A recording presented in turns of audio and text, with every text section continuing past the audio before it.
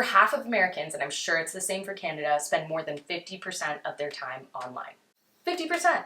Hi girlies, welcome to episode 1 of the One Less Lonely Girly podcast. Here we're on a mission to help adult women navigate friendships, build better relationships, and leave the world with one less lonely girly. Today we're tackling a tough topic, and it is why you have no friends. And look, it's not your fault, okay? Society is set up this way. It is set up to make making friends difficult. So it's not your fault. Well, mostly. It's mostly not your fault. But there's gotta be some personal accountability in everything, right? Okay, so let's talk about it.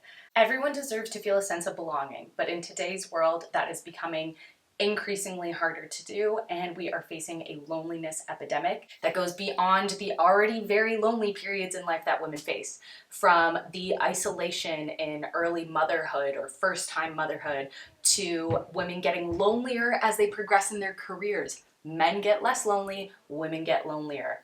And in Canada, I'm in Canada, senior women are almost double as likely, they're almost twice as likely to be lonely than senior men. So on top of these already lonely periods in a woman's life, the world is just getting lonelier. So how do we combat this loneliness? Obviously, friendship, community. But we have a problem with that too. You're set up to fail by society. So let's stop feeling bad about not having friends or not having the friendships that we want, and let's start doing something about it, because it's only going to get tougher and tougher from here on out. So let's talk about it, because the reason you can't make friends as an adult woman isn't your fault. Well, I mean, obviously, like I already said, there has to be some element of personal accountability, and we'll get to that at the end. But right now, we're going to talk about how the system is set up to have us, not just women, but everybody, fail in friendships. So I've already mentioned the loneliness epidemic, but loneliness is on the rise. 38% of Gen Z and 37% of millennials say they're lonely. Only 19% of boomers are lonely though, so the boomers are doing something right. Kidding, no hate to the boomers out there, but there is clearly a loneliness epidemic in the younger generations. 41% of people that participated in the study that I'm quoting, and I'll link to an article down below, I'll flash it on the screen so you can go and have a look at it too, but 41% of people reported that the primary driver of why they're feeling lonely is because they lack friendships and community. So clearly this lack of friendships and community is driving this loneliness epidemic that we are facing. The sad thing about this is that the strength of our society is pretty much determined by the strength between people, between communities, those relationships that we form. So the fact that those kind of ties are degrading is not the greatest indicator. But we are here, the mission here is to start reinforcing those ties. The article is quoted saying that research shows that experiencing chronic loneliness is as bad for our health as smoking 15 cigarettes a day, and worse than obesity. So, if you don't have any friends, it's time to make some, and we're going to help you do that here. It's associated with an increased risk of developing coronary heart disease and stroke, and it increases your likelihood of early mortality by 26%. Loneliness is quite literally killing us, and it is an epidemic that we have to do something about. The article goes on to say that being lonely reduces social motivation, makes us more defensive, makes us more guarded, makes us more prickly. We clearly have to break that loop somewhere, but essentially what this is telling us is that the more lonely we are, the more lonelier we will get. It is harder to pull ourselves out of that place. It's essentially a vicious cycle. And we're living in a world that's becoming lonelier and lonelier every day. But why is this happening? Why are people becoming lonely and friendless? And this is why you have no friends. And this is why I'm saying it is not your fault. It's because we are addicted to our screens and we are no longer living in the real world. Over half of Americans, and I'm sure it's the same for Canada, spend more than 50% of their time online. 50%! That is half their lives is spent online. And now I have a screen in front of me right now. Does this count? I'm not online. I'm not quite sure. So if you needed this to be your sign to close your phone, close your computer, whatever you're watching this on, let that be your sign. Close it. Go out and interact with someone in the real world. That is the whole purpose of this podcast. So please don't feel bad for signing off to go and do that. Nearly half of the people in this survey spent more time in front of a screen than joining in-person activities. And they spent more than 8 hours a day on their devices. That's crazy. 8 hours a day spent behind a screen interacting with the world through a digital lens instead of actually going out into the world. And how in the world are you supposed to make friends if you're spending more than 50% of your time behind a screen? Living in the digital world has made us lose space in the real world. specifically the third place. If you haven't heard of the concept of the third place, it was a term that was coined in 1982, and essentially it is the place we go to hang out, to do our hobbies, to interact with the community. So you're wondering, why are you talking about the third place? What's the first and second place? The first place is the home. The second place is the workplace. And the third place is where you go and do everything else. There's stress in the home, there's stress at work. The third place is where you go to de-stress, to interact with the community. And by transitioning to the digital world, we've essentially lost that third place. People don't have a place to go anymore to just unwind and be a part of their local community. And the third place is one of the main places that we make friends, that we build relationships. And honestly, there has been a death of the third place lately. In my humble opinion, the third place was already dying out pre-pandemic. They were becoming less accessible. They were being put behind hefty paywalls that most people couldn't afford. But the pandemic really killed the third place. It forced everybody into their homes. It forced everybody out of community spaces and those communal spaces where you would hang out, you'd make interactions with friends, you'd make interactions with community members. It forced everybody out of those places and into their homes. Now, the BBC article that I'm quoting, linked in the description if you want to go have a read, argues that the pandemic killed the third place, but I would take it even a step further and argue that the pandemic also killed the second place. So many of us were forced to work from home during the pandemic. And if you are not in a third space where you can have social interactions through your hobbies, through your communities, and then you're forced into your second place, but then your second place is now gone because of the pandemic, you're essentially forced into your home with no social interaction whatsoever, even if the social interaction was just from coworkers before. So the pandemic killed the third place, the hangout spots, and forced us online. And it also killed the second place. It killed the second place during the pandemic, and now we're seeing the aftermath of that right now, where many people are still either working entirely remotely or working hybrid. So not only are we not spending time at our local hangouts, the social interaction we as a society would get from the workplace has also been eliminated. And with a rise in singlehood, or singledom, a rise in single people, many of us face the reality that we have no third place, no second place, and we are isolated in our first place, which is our home. And if you're in that position, no third place, no hangout place, no workplace, you're working entirely remotely online, and you are alone with no familial or romantic partnerships or other members in the home, you are entirely isolated, and it's no wonder that making friends is an uphill battle. Your life is set up without any social interaction at all. Even the loss of one of those places, the third place or the second place, severely limits your day-to-day social interactions, thus limiting and stopping you from making friends. And if you have lost the third, the second, and you're the only one in your first place, it is going to severely just impact how you interact as a social person in the community. Now, I also want to talk about how the third place is moving to become behind a paywall. Previously, libraries, community centers, gyms were vibrant, accessible places for most members of the community. But if you think of a lot of those third place examples nowadays, at least around me, libraries and community centers are not getting the funding that they should, which does not make it an appealing place to just hang out. Gyms are behind astronomical paywalls. Coffee shops rent you like $10 a coffee, which is absolutely insane. If you work remotely and want to replace your second place, you want to find another place to go that could kind of mimic the same spot as a workplace, to find that social interaction that you would get from being at work. You could join a co-working space, right? Paywall. You want to find a third place that you can go, hang out, make friends, etc. So you decide to join a gym.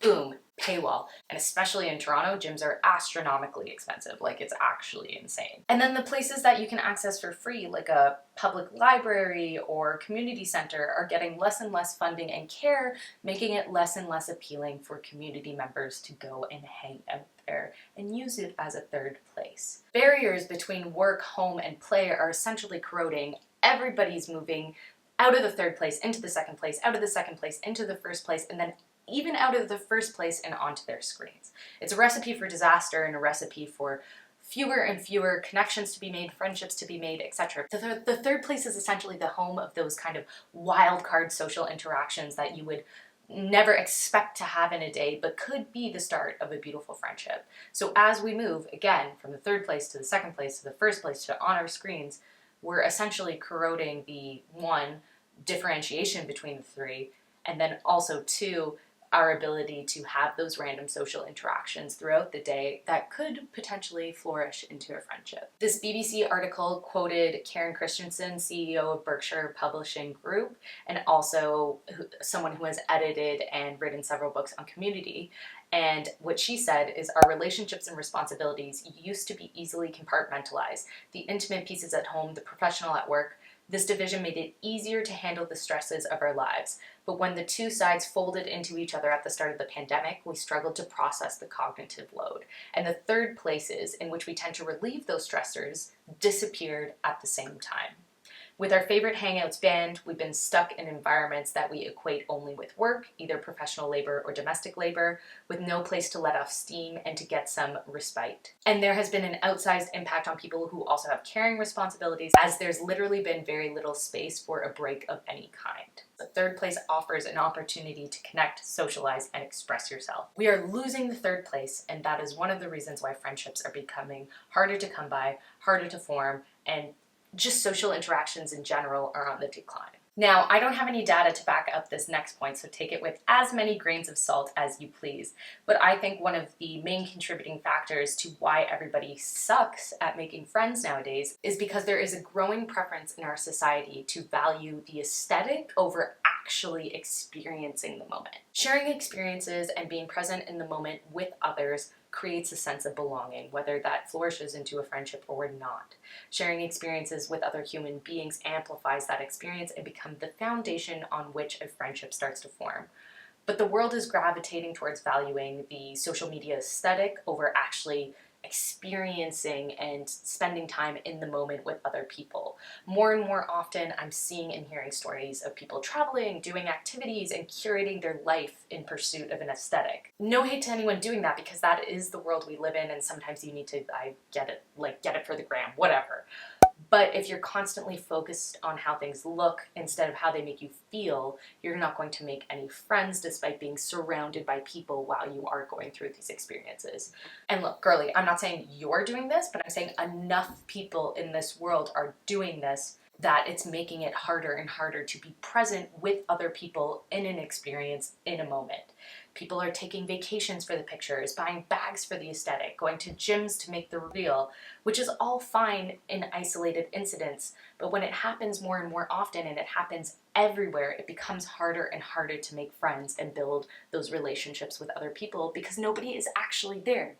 Maybe they're not on the screen, but they're thinking about the screen. And that is just going to pull people right out of the moment and forget the fact that they are going through life with other people around them and that the social interactions could be the start of a great friendship to form. Because if everybody is valuing aesthetic in the moment over being present in the moment, how is anybody supposed to form a friendship over a shared experience if you're not actually really presently there? Because the experience you are going through, if you're not actually presently there, just becomes curation of a list of things that you want to do.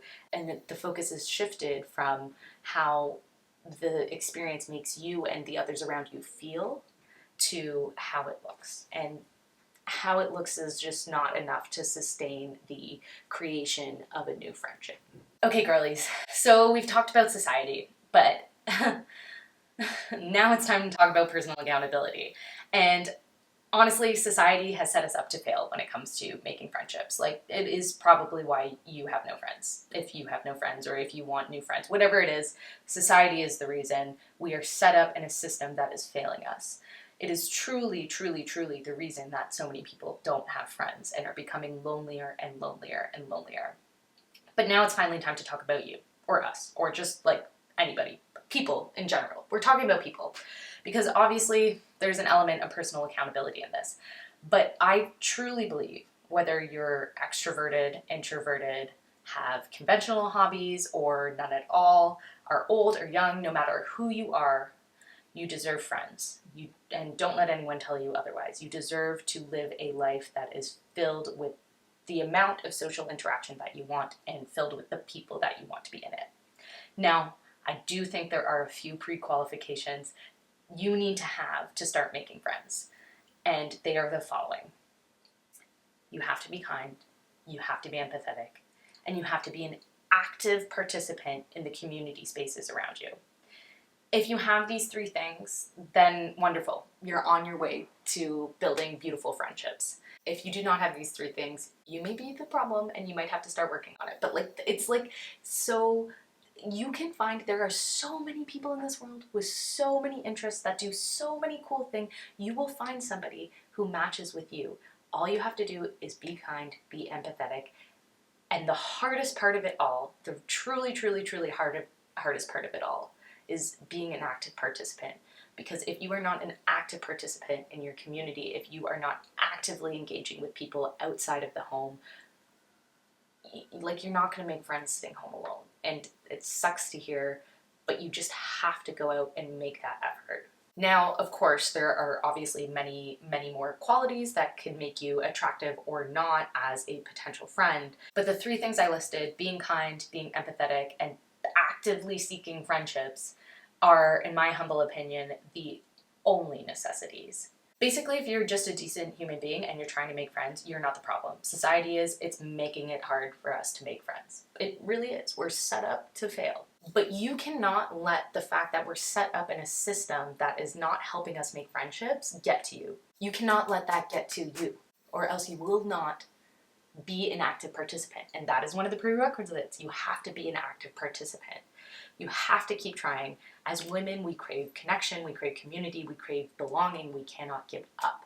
If we are not actively participating, if we are not putting down our screens and actively talking to people outside of the home, outside of the workplace, then friendships aren't going to form.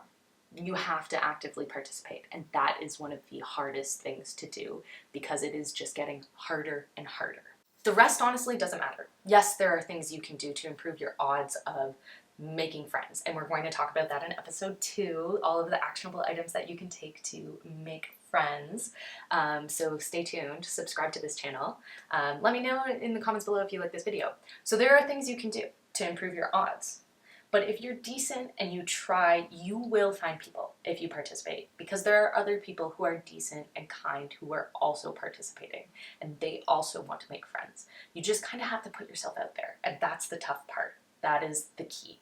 So many people have given up the pursuit of friendship, but that's not you, girly. That's not us. That is not this podcast. What we are doing here is we are making friends, we are building better relationships, and we are getting ready to rock this world. And look, I'm learning along the way too. So we're all in this together. We're all in this kind of shitty digital world together, and we're going to make it through. So many people have given up, but that's not us, girly. That's not you.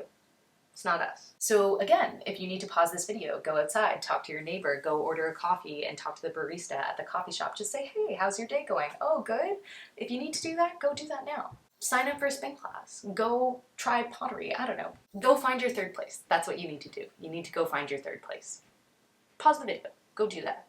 Because to make friends, you have to talk to people. And I know that's hard. In a world where everything is pushing us to zone out behind a screen, it is difficult. Talking to someone in the real world can be scary because people aren't used to it. People are zoned out. People are not present, but you just have to keep doing it. If society is going to try to put us down, we are just going to try to get back up every single time.